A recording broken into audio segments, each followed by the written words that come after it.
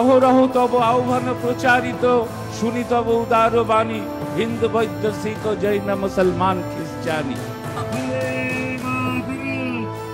মাননীয় মুখ্যমন্ত্রী মমতা বন্দ্যোপাধ্যায় আমাদের দলের সর্বোচ্চ নেত্রী। তিনি যেভাবে সংগতির দৃষ্টান্ত স্থাপন করেছেন, সারা ভারতবর্ষে এই ধরনের দৃষ্টান্ত স্থাপন করার মতন কোনো নেতৃত্ব নেই।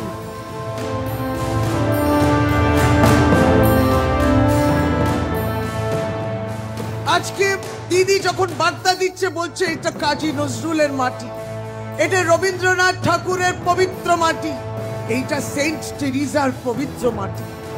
সেন্ট টেরিজা এই মাটিতেই মানবিকতার নিদর্শন রেখেছেন।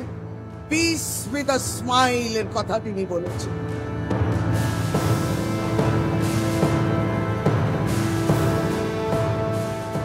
ধর্ম নিরপেক্ষতার কারণে যে সব থেকে আগে যে 5টা দেশ যার নাম নেওয়া হয়, সেটার মধ্যে ভারতবর্ষ আছে।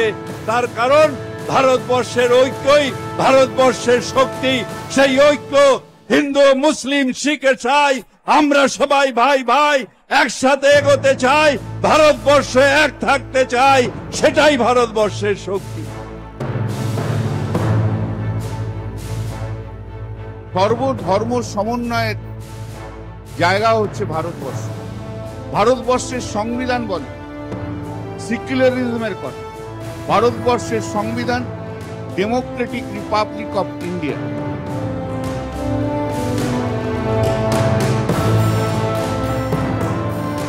হাজী নজরুল ইসলাম বলেছিলেন, হিন্দু না ওরা মুসলিম, ওই জিজ্ঞাসে কোনজন, কান্ডারি বল ঢুকেছে মানুষ, সন্তান মোর মা।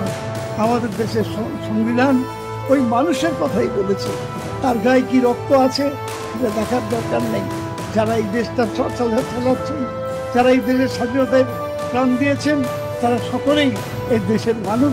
তাদের জন্যই সংবিধান তৈরি হয়েছে। অনেক বড় বড় কথা বলছে বিজেপি, যে লড়কে লেঙ্গে বাঙ্গাল। তাদের বলবো যে আগে দিল্লি সামলা, পরে ভাববি বাংলা। বড় বড় কথা বলে ভাওতা দিয়ে বাংলার মানুষের মন জয় করা যায় না। তাই বন্ধু, লড়াইটাকে এগিয়ে নিয়ে যেতে হবে।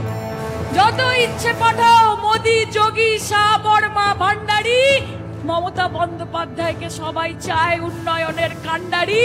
তাকে ছাড়া কোনো কথা বাংলার মানুষ বোঝে না।